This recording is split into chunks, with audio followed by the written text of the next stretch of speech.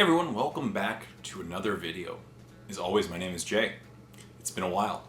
And since a new edition of Warhammer 40K has started, 10th edition, I decided a great new video to come back would be to rate my current armies in 10th edition.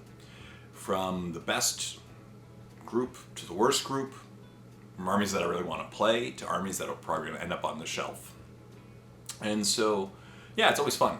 Especially this edition where GW has decided to do like a full reboot of all the armies. All armies got updated indices, updated rules, updated for 10th edition, and there is a huge range within the armies. They're not the most balanced as far as fun goes, competitiveness goes, appearance. Yeah, so in this video, I'm just going to be doing a little bit of a quick breakdown of my armies and how I'm rating them so far for Warhammer 40K 10th edition. It's only been a month, so I've already had a chance to read over the indices several times, watch some battle reports, look at just some reviews, and get an overall feel of the armies. And so, for this video, I'm going to break it up to three categories. Number one, Boo Earns. The group that is going to be probably on the shelf for a while. Number two, meh. They're kind of mid-tier right now as far as interesting goes, competitiveness goes, how much I want to play them.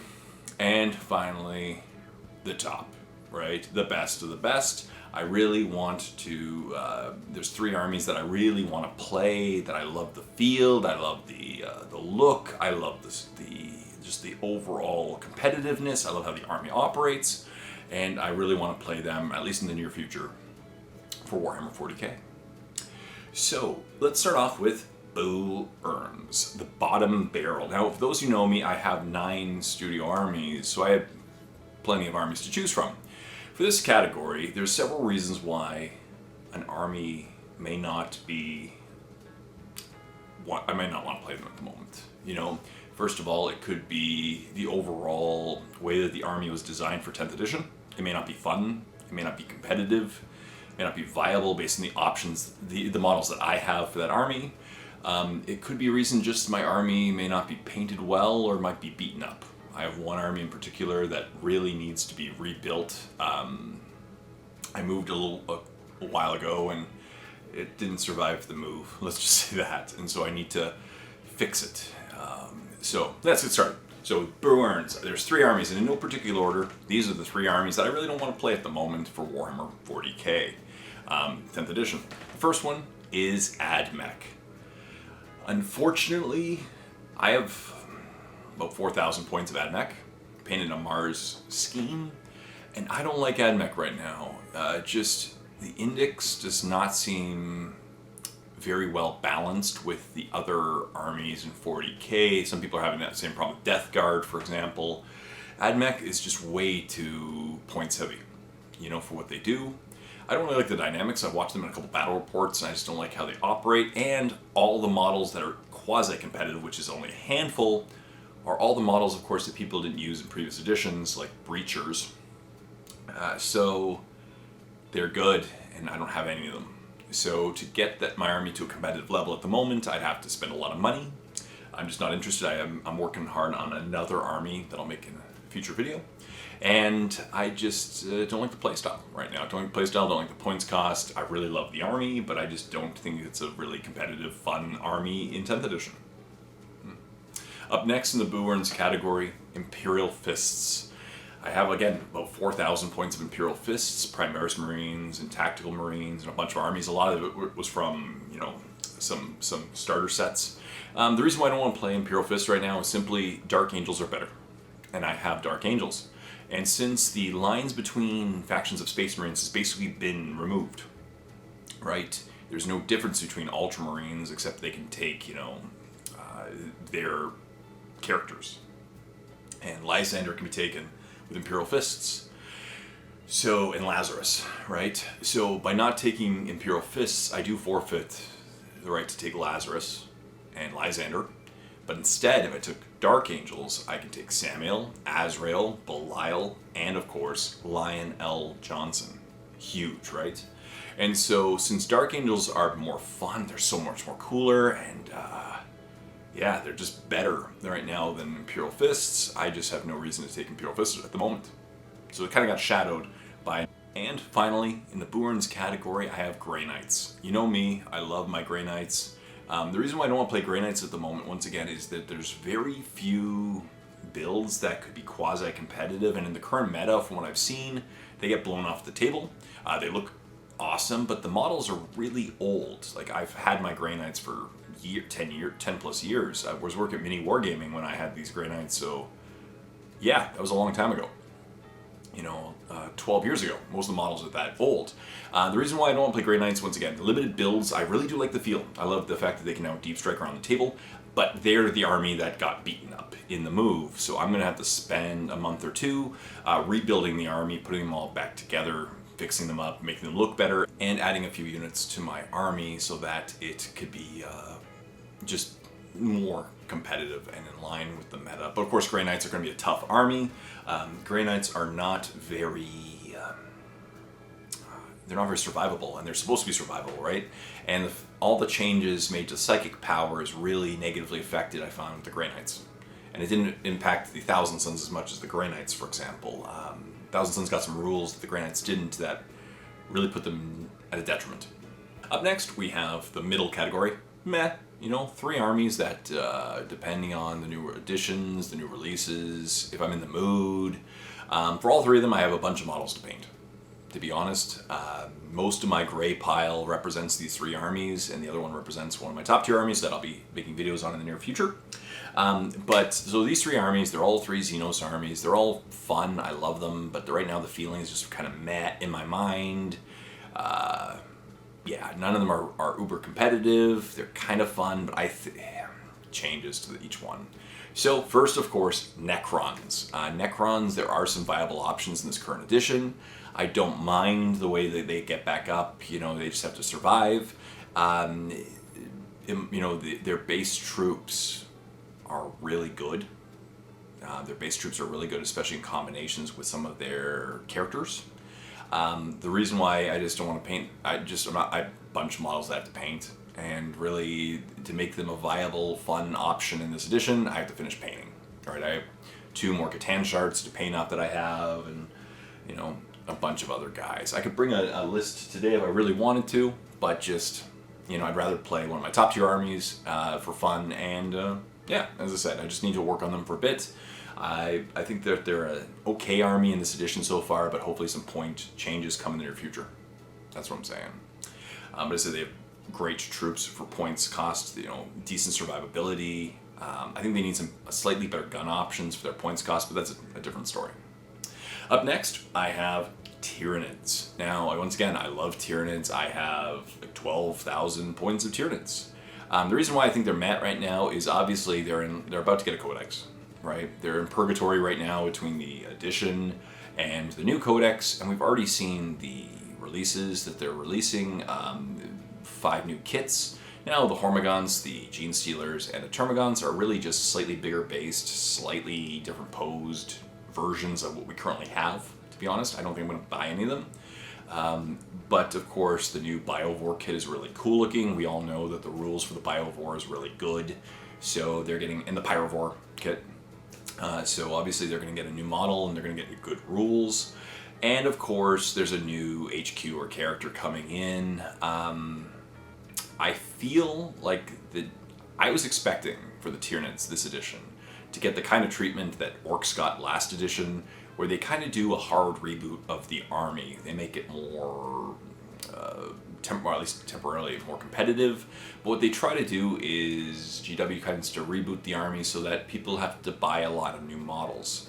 Tyranids are one of those, it's a horde army, right? Like Orcs. And with Tyranids, people like me, I have 120 Termagants, 120 Hormigons, Gene Stealers, Warriors, right? And so, Gargoyles, right? So no matter what GW makes more competitive, I would already have, and I don't really need to buy many more models, right? I already have 3 Trigons / Molochs. So what GW does is tends to reboot the army, much like Orcs, and that's what I was expecting in this edition. So obviously, what is the staple of most armies for Tyranids? The Hive Tyrant. right? The Hive Tyrant with wings, and the Hive Tyrant and the Swarm Lord.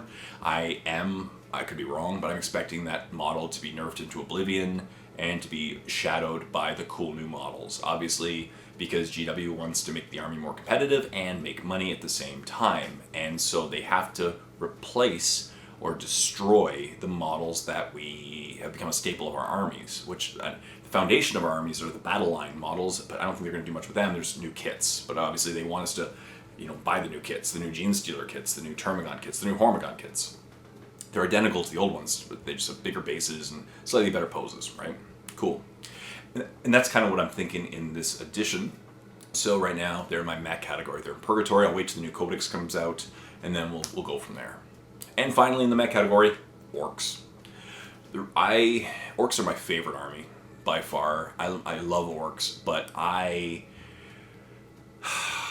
it hurt me a little bit last edition, to be honest. The reboot happened, as I mentioned, where GW knows that Orc players like me have 180 boys and some combination of Shooda boys and Slugga boys. I have 120 Gretchen. Most aren't painted because I need to paint them in my gray pile. And I really love mech. I love walkers, right? And that was my kind of thing that I always was attracted to, were the walker lists, as you've seen in my battle reports, Death Dreads and Killicans, and I got a Mecha Dread as well I have to build. And last edition, of course, GW, again, let's make the army more competitive, but we also have to reboot it so that we can make a lot of money. So what they do, they came out with the Beast Snega boys. And they're more orky than the normal orcs, and they're bigger orcs, and they're more survivable, just like the Primaris Marines when they, tactical Marines. They came out with troop choices that really just overall destroyed the popularity of boys. And I just wasn't in the mood to buy up a whole bunch of more Beast Snega boys. I really wasn't. I've spent a lot of time on my Orc army and I love it, and I really just didn't want to spend a lot of money buying all the cool new kits. They were very expensive, and it kind of hurt. As I said, it kind of let me walk away temporarily from Orcs. I'm hoping that in this edition, maybe some of the older models will become more popular since GW's already sold all the kits. Maybe they want to rebalance. But I just don't see myself buying all the squigs, and then what happened with the Orcs was they were kind of really, really popular and really strong for almost a matter of months. And then they just kind of got nerfed a bit, and then other armies came out and they kind of got forgot about. And near the end of the edition, they weren't in the competitive scene at all, right? The people were running those 3 giant squig, whatever they call, lists, and even with them, it was barely competitive. So Orcs kind of are in the mech category for me. I really hope they get some love in 10th edition. We'll see, right? But then again, if I'm in an orky mood, I'm gonna put my army together and bring them to a tournament and just have a good time. Try to make people's day better and have a great time, right? Probably not win too many games. We'll see. There are some viable options in this edition. And then up next we have the 3 top tier armies to me, the best of the best of my armies that I really love. The reason why I love these armies right now is not only just the competitiveness, but the feel, the themes. The new rules are really cool. I really want to take them and play. I've played a couple games of 40K so far, and my games that I've played so far were all from these armies because I just really want to get them on the tabletop. These indices made me excited to want to play these armies. So coming in third, of course, Dark Angels. Dark Angels were really cool last edition, but a lot of people were frustrated with the 4 up to wound rule. Inner Circle was pretty kind of broken for a while. It was cool, but I really want to play Dark Angels. I'm a Dark Angel player, and I've gotten a bunch of new models. I'll make a video of that in the near future, but you get to play as with the Lion. That is so cool. Lionel Johnson, and I finally got a model of his recently, and so I'm excited to get him on the tabletop. I really want to play my Dark Angels. I have a lot of points of Dark Angels, and as I said, I feel they're better than Vanilla Marines. They can take the Vanilla Marines detachment and play Dark Angels with all the characters and all the cool things, or you could take the Dark Angels detachment. I haven't played Dark Angels yet. I haven't seen how many times Battle Shocks come into play, but we'll see. But it's a really cool army. It's really exciting. I love the themes. I love the models. I love the looks. And they're also a fun army to paint because I've been just, brute forcing a bunch of